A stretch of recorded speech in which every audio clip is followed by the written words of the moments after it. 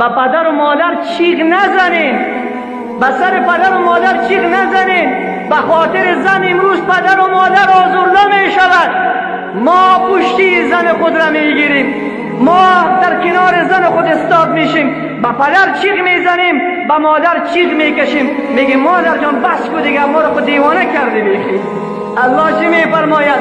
ای امت محمد صلی الله علیه و سلم، ای بندگان من، ای کسانی که در طلب رضای من هستین، فلا تنهرهما، به پدر و مادر چیغ نزنید، و الا شما بندی خوب نیستین، و الا شما امت خوب نیستین. فلا تنهرهما، به پدر و مادر چیغ نکشید. ولو که پدر و مادرتون ملامت باشه، زنتان به حق باشه، بازم حق ندارد فرزند به پدر و مادر خود چیغ بکشد. باز حق ندارد به پیش زنش به پدر و مادرش ناسزا بگوید.